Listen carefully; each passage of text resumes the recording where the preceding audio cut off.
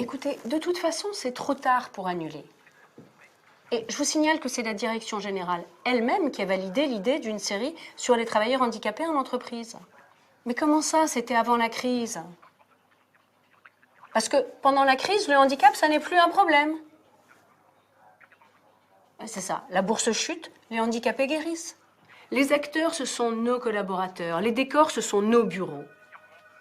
Pardon? Est-ce que je pourrais filmer avec mon caméscope? Bon, écoutez, alors là, si vous en êtes là, on part avec un sacré handicap.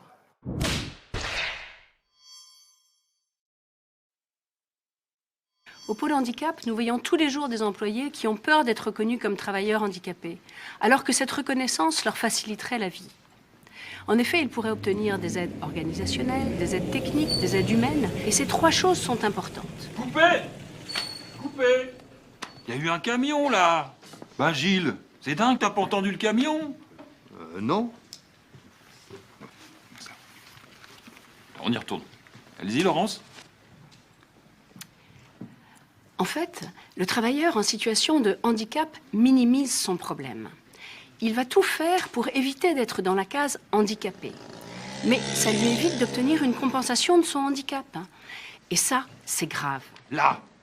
Là, t'as entendu? Oui, l'avion. Faut dire qu'il est passé bas. Quoi? T'es sourd? Hein? T'es sourd? Mais non, pas du tout. Tu lis sur les lèvres. Je te préviens, si tu continues à faire un déni, je te vire. Qu'est-ce que je viens de dire, là? T'as dit on continue là parce que sinon on perd du temps? T'es viré. Ah d'accord, c'est bon, c'est vrai, je suis sourd depuis hier soir, mais je t'en supplie, me vire pas. Mais Gilles, mais comment êtes-vous devenu sourd? Concert live de Céline Dion. Céline Dion? Viré. J'ai des enfants, un crédit, une voiture, s'il te plaît, me vire pas. T'es sourd, mais t'as un sixième sens, hein, parce qu'effectivement, t'es viré. V-I-R-E. Mais non, Quentin, mais non, mais c'est fantastique. Au contraire, on a l'exemple parfait du déni. Gilles ne veut pas s'avouer son handicap. Il a peur du regard des autres et il craint pour son poste. Mais c'est tout bonnement génial. Gilles, aujourd'hui, vous choisissez le poste que vous voulez sur le tournage. J'ai bien une idée, mais... Je vous promets, je vous le donne. Ça marche. Dis donc, Laurence, je me disais, puisque c'est la journée promotion, tu pourrais peut-être me nommer à l'international. Ça me ferait gagner des miles pour mes vacances, ça ose voir la Ferrière. Pourquoi? T'es handicapé, toi? Bah non, tu sais bien que je suis pas handicapé, mais je suis syndiqué. Et pour certains managers, c'est pareil qu'un handicap. Et pour toutes ces raisons, n'hésitez plus à venir voir la direction des relations humaines. Coupée, elle est bonne. Elle est bonne pour toi, Quentin? Vaut mieux entendre ça que d'être sourd.